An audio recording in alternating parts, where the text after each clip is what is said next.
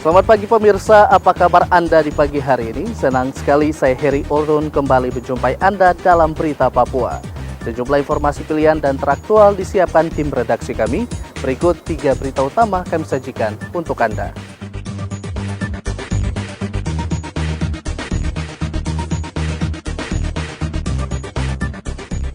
...29 atlet dan ofisial PON Papua terpapar COVID-19.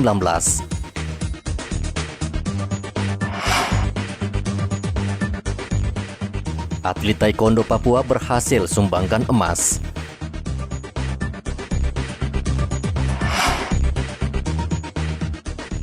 Sebelas korban luka dari Yaukimo diterbangkan ke Jayapura.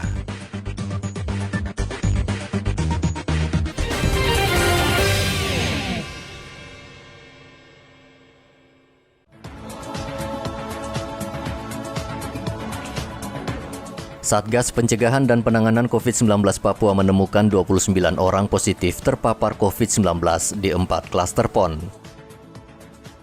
Juru bicara Satgas COVID-19 Papua, Dr. Silwanus Sumule mengatakan, ke-29 orang yang terpapar itu terdiri dari atlet, ofisial, dan panitia pelaksana.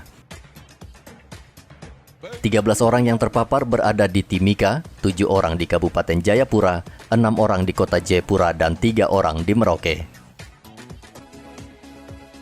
Satgas memastikan ke-29 orang tersebut rata-rata mengalami gejala ringan, bahkan diantaranya ada yang tanpa gejala. Dari 29 kasus tersebut, 28 pasien masih dalam penanganan dan 1 pasien telah dinyatakan sembuh. 28 pasien tersebut dalam kondisi tanpa gejala hingga gejala yang ringan. Mereka ditangani baik itu di isolasi terpusat menggunakan kapal-kapal yang kita sudah siapkan, yaitu kapal Pelni, kemudian di Rumah Sakit Mitra yang bekerja sama dengan PB PON, kemudian ada atlet juga yang meminta untuk dilakukan isolasi mandiri dan disepakati mereka dilakukan isolasi mandiri dengan pemantauan ketat dari tenaga kesehatan. Asal daripada atlet-atlet yang dinyatakan positif itu ada yang dari DKI Jakarta, Sumatera Utara, NTT, Kaltim, kemudian Sulawesi Selatan, Banten, Jawa Timur maupun Jawa Barat. Semua pasien yang dinyatakan positif dari data yang kami punya, mereka telah melakukan vaksinasi, 2 kali vaksinasi, sehingga ini pula yang kita bisa menjelaskan bahwa kondisi mereka dalam kondisi sakit tanpa gejala maupun gejala ringan. Ke-29 atlet dan ofisial yang terpapar tersebut saat ini dirawat di rumah sakit dan sebagian lagi diisolasi di atas kapal atau rumah sakit terapung. Satgas COVID-19 Papua langsung melakukan tracing atau pelacakan terhadap rekan-rekan para atlet dan ofisial dengan metode PCR dan hasilnya negatif. Menpora Zainuddin Amali memastikan PON ke-20 tetap berjalan sesuai jadwal yang ditetapkan, kendati ada sebagian atlet dan ofisial yang terpapar COVID-19. Riantonai melaporkan dari Jayapura, Papua.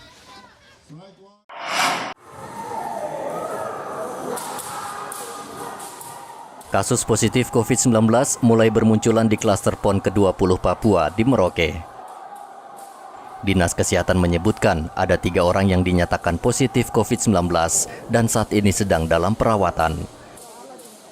Ketiga orang tersebut, 2 diantaranya adalah anggota panitia PON dan 1 orang lagi atlet Wusu Bali yang dinyatakan positif berdasarkan hasil tes swab di Bandara Mopah ketika hendak pulang ke Bali.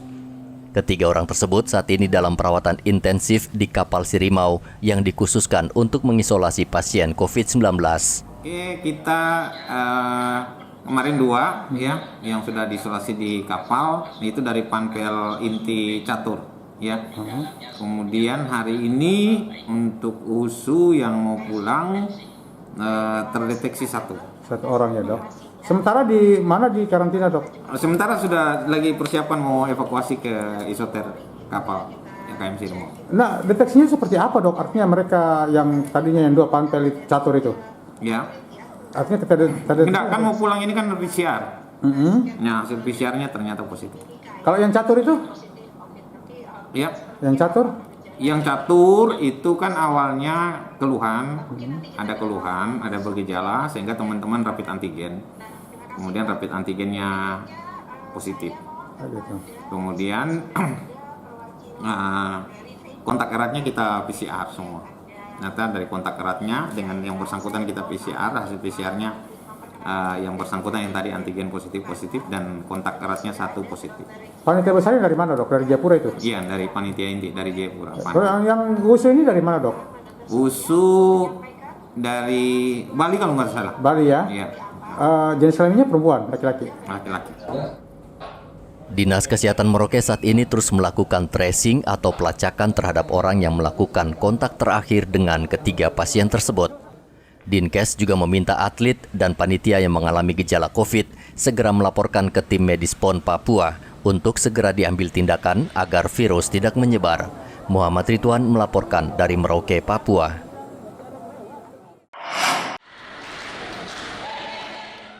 Di hari terakhir pertandingan taekwondo, atlet putri Papua Gloria Rini Kaleyan berhasil menyumbangkan medali emas setelah mengalahkan atlet Jawa Tengah Samarah Sabita di nomor kyorugi under 53 kg di venue Sekolah Penerbangan Jayapura. Prestasi emas yang diraih Gloria menjadi kebanggaan tersendiri karena selama cabang olahraga ini digelar, tuan rumah hanya berhasil meraih 2 medali perunggu. Gloria mengucapkan terima kasih atas dukungan semua pihak sehingga bisa menyumbangkan emas. Tuhan, pertama-tama saya sangat terima kasih kepada Tuhan Yesus karena kemuliaan yang saya dapatkan semua dari Tuhan Yesus. Dan juga saya berterima kasih kepada pelatih dan juga orang tua saya yang sudah mendoakan saya, mendukung saya, dan juga teman-teman saya, teman-teman taekwondo, sahabat-sahabat saya, dekat saya yang sudah mendukung saya, sahabat-sahabat saya. Terima kasih kepada mereka atas doa dan dukungan dari mereka semua, juga saya bisa mendapatkan medali emas. Syukur karena hari ini pada saat penutupan pertandingan taekwondo di cabang taekwondo, Papua berhasil meraih 1 emas dan juga 1 perunggu. Sebenarnya semula kita menargetkan 2 emas, tetapi memang yang atlet yang kita harapkan bisa menyumbangkan emas ternyata ada yang cedera. Sementara itu di partai final lainnya, Jawa Barat kembali memperoleh 2 emas di nomor kyorugi putra under 80 kg oleh Dinggo Ardian Prayogo dan under 87 kg oleh Nicholas Armanto.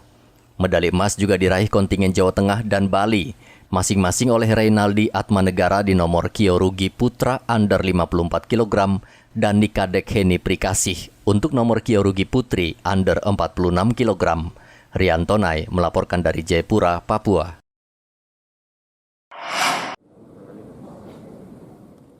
Kontingen Jawa Barat terus menoreh prestasi di PON ke-20 Papua. Di cabang olahraga catur, tim Jawa Barat menambah 2 medali emas untuk perorangan putra dan catur kilat bergu putra yang dilangsungkan di salah satu hotel di Merauke. Jawa Barat merupakan salah satu provinsi yang diunggulkan di cabang olahraga ini. 2 medali emas diraih pecatur Jawa Barat yakni Arif Abdul Hafiz di kelas perorangan putra dan kelas bergu putra yang diraih Lutfi Ali dan Farid Firmansah. Sementara Papua berhasil meraih perak di perorangan oleh Yosef Taher dan medali perunggu diraih pecatur Yogyakarta Kahfi Maulana. DKI Jakarta dan Jawa Barat dan Jawa Timur merupakan lawan tangguh di cabang olahraga ini. Ya, ada berapa kontingen yang mengikuti catur ini, Pak? Ya, mengikut kontingen di PON 2021 sebanyak 23 kontingen atau 23 provinsi. Nah, untuk berapa medali emas yang diperuntukkan ini, Pak? Total semua 15 medali emas, terdiri dari nomornya ada bergu putra-putri, perorangan putra-putri, kemudian ada kelompok terbatas atau istilahnya yang dikenal dengan kelompok veteran, kemudian itu nomornya, dan ada pertandingannya yang dimainkan itu ada nomor catur kilat, catur standar, dan catur cepat. Pak, yang diunggulkan dalam catur ini siapa, Pak? Dari kontingen mana yang paling diunggulkan? Ini nanti hari ini selama 2 hari ini yang sudah selesai baru selesai adalah nomor catur kilat semua kelompok, baik perorangan, putra putri, bergu putra putri dan kelompok terbatas. Nah, untuk yang paling diunggulkan dari kontingen mana, Pak? Jawa Barat apa DKI apa? Ya, unggulan itu ada 3, ya, ada Jawa Barat, DKI dan Jawa Timur.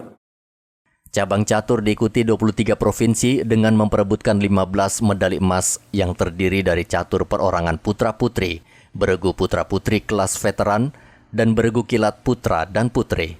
Muhammad Ridwan melaporkan dari Merauke, Papua.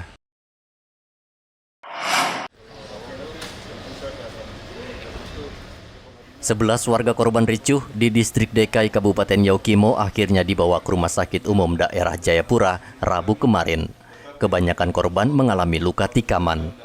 Dari 11 korban yang dirawat di RSUD Jayapura, 1 korban dalam kondisi kritis dan dirawat di ruang ICU. Sementara 10 orang masih menjalani perawatan serius dan 5 korban sudah menjalani operasi. Bupati Kabupaten Yaukimo Didimus Yahuli Selasa kemarin menjenguk para korban dan memberikan semangat agar cepat pulih. Ia berharap aparat segera menangkap dan menghukum para pelaku. Hari ini saya dengan Pak Wakil dan juga Kepala Bapeda dan pejabat lain dari Yaukimo bisa mengunjungi, memberi semangat supaya korban bencana kemanusiaan di Yaukimo yang dirujuk ke sini bisa sembuh, bisa mendapatkan semangat dan kekuatan baru. Karena hati yang gembira adalah obat, semangat yang patah keringkan tulang. Jadi kita datang kasih obat plus. Artinya dengan semangat yang kami kasih pasti ada energi baru untuk mereka berjuang bisa sembuh dari sakit. Dan saya sudah melihat kondisi langsung, mengucapkan terima kasih kepada Tuhan.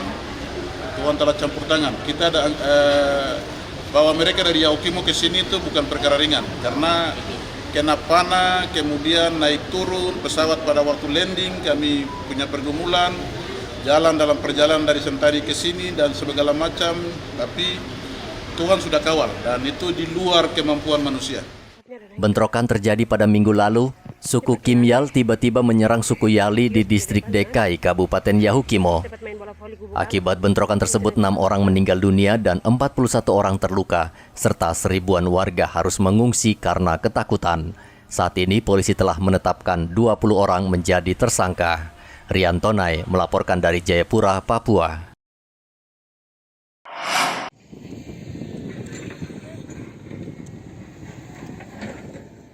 Tim para layang Papua mencatat sejarah dengan memecahkan rekor muri internasional di nomor tandem lintas alam Rabu kemarin. Rekor ini diraih setelah 22 atlet para layang berhasil membentangkan parasut secara bersamaan atau tandem dan mendarat dengan mulus di kawasan penangkaran buaya. Ketua Umum para layang Wahyu Yuda mengatakan rekor ini merupakan pertama kali terjadi di dunia dan menjadi catatan sejarah bagi Papua dan cabang olahraga para layang Indonesia. Saat kita melaksanakan kegiatan tandem para layang nomor cross country PON Papua 2021, kita juga melaksanakan pencatatan rekor muri, yaitu terbang para layang tandem terbanyak sejumlah 22 parasut tandem secara bersamaan. Yang ini belum pernah terjadi sebelumnya. Rekor muri ini kita catatkan di atas tanah Papua, dan ini merupakan sejarah bagi kita karena tidak hanya kita bisa mencatatkan prestasi di saat PON, tetapi juga kita bisa mencatatkan prestasi dunia lewat National World Record Muri. Sejak dipertandingkan pada 1 Oktober lalu di venue Skelen, cabang olahraga para layang telah menyelesaikan 8 nomor untuk memperebutkan 8 medali emas. Rian Tonai melaporkan dari Jayapura, Papua.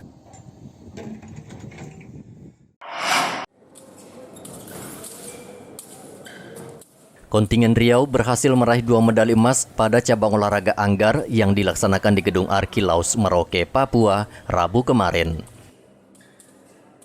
2 medali emas tersebut diraih Muhammad Fuad di nomor anggar putra, mengalahkan Aceh dan Sumatera Selatan. Sementara Nisa Aprawasih di nomor anggar putri berhasil meraih medali emas, mengalahkan Kalimantan Timur dan Sulawesi Selatan. Cabang olahraga anggar itu diikuti 23 kontingen dengan memperebutkan 15 emas. Riau berambisi meraih 7 medali emas dan menumbangkan dominasi Jawa Barat di cabang olahraga ini.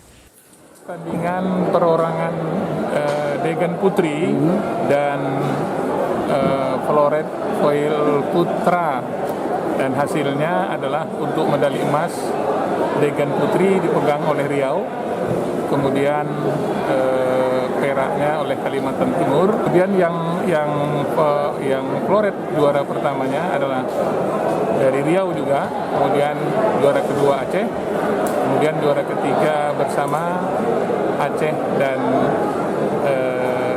Sumatera Selatan. 12 medali. 12 medali. Peserta dari berapa provinsi aja? Dari 18 provinsi. Ya. Untuk sementara ini pemegang medali emas terbanyak dari mana, Bang?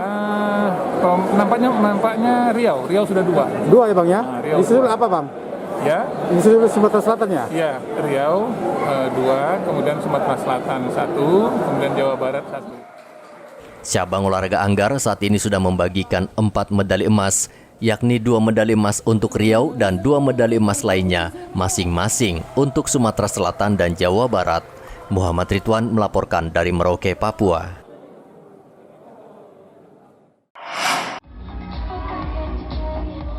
Cabang olahraga atletik Rabu kemarin resmi dipertandingkan di PON ke-20. Ketua Umum PASI Luhut Binsar Panjaitan membuka pertandingan perdana lomba lari 5.000 meter putra di venue Mimika Sport Center, Mimika, Papua. Luhut Panjaitan mengatakan venue atletik di Kabupaten Mimika merupakan salah satu venue terbaik dengan standar internasional. Ia meminta para atlet memanfaatkan venue ini sebaik-baiknya. Luhut mengatakan ia juga berencana membuka training center di Kabupaten Mimika yang disponsori PT Freeport Indonesia. Tadi kami sepakat bahwa atletik ini harus maju.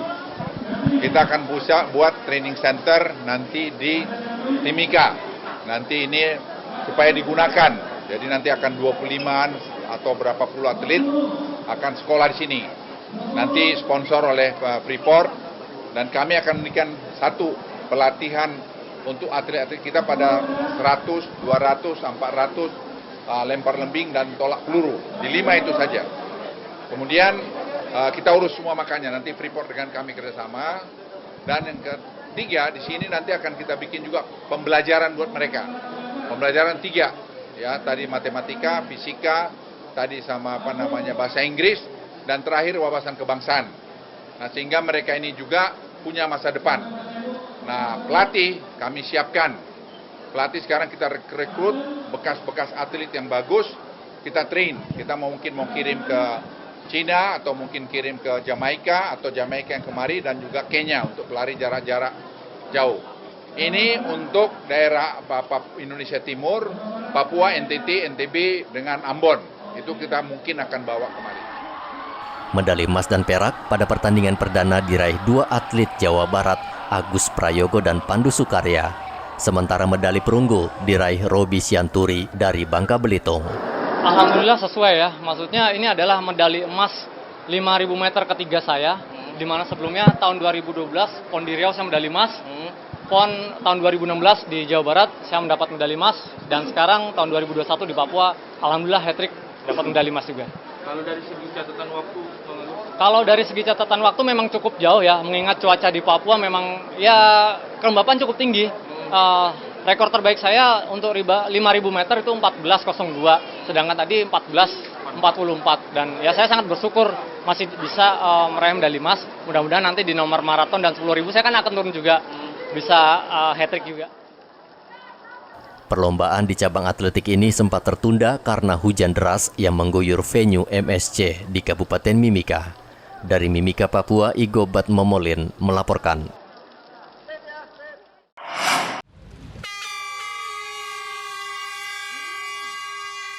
Kontingen Jawa Barat kembali mendulang emas di cabang olahraga renang perairan terbuka nomor lomba 10.000 meter putra di Teluk Yosudarso, Jayapura, Papua, Rabu kemarin.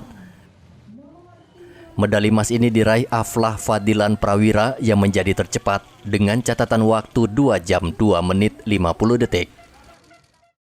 Sementara medali perak diraih Muhammad Dimas Permana Taufik dari Jawa Timur dan medali perunggu oleh Joe Aditya dari DKI Jakarta. Aflah Fadilan Prawira berhasil mempertahankan gelar karena sebelumnya ia juga berhasil meraih medali emas di cabang olahraga yang sama pada PON tahun 2016. Udah diperlatihkan untuk PON ini emangnya. Udah di Jawa Timur juga udah latihan beberapa kali di laut. Jadi udah tahu cara nahan apa. Emas ini emas pertama pertama di PON. Buat saya. Buat di mana? Buat kamu. Iya. Ini buat kamu. Ini PON keberapa? PON kedua. Iya. PON kedua emas pertama ya? Emas pertama. Bagaimana perasaannya mendapatkan emas? Senang sekali. Nggak sia-sia selama ini latihan keras. Berapa lama latihannya? Persiapan ini? 5 tahun. 5 tahun. Prawira mengaku baru pertama kali ke Papua dan sangat terkesan dengan alam serta masyarakatnya. Ia berharap PON ke-20 ini bisa melahirkan banyak atlet Papua yang akan bisa bersinar di kancah olahraga nasional. Hendra melaporkan dari Jayapura, Papua.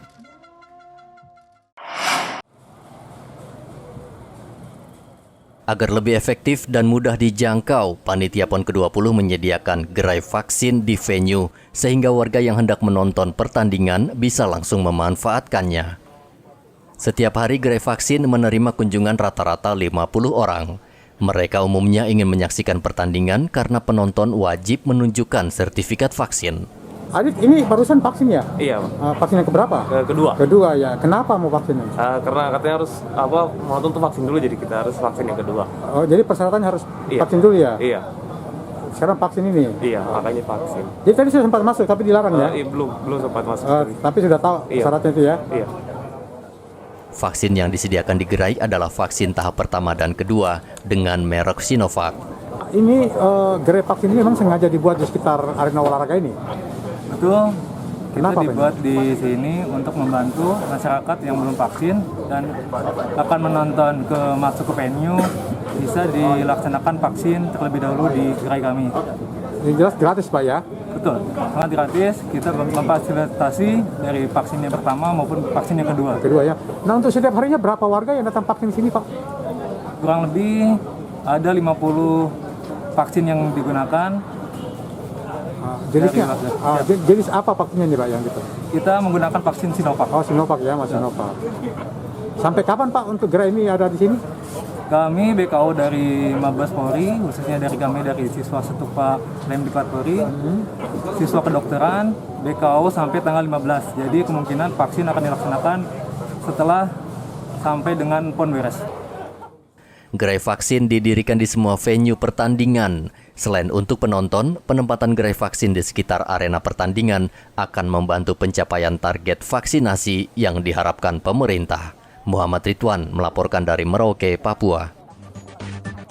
Pemirsa, informasi tadi mengakhiri jumpa kita dalam Berita Papua. Saya Heri Orun mewakili seluruh kerabat kerja yang bertugas mengucapkan terima kasih atas kebersamaan Anda. Selamat pagi, selamat beraktivitas, dan wanyambi.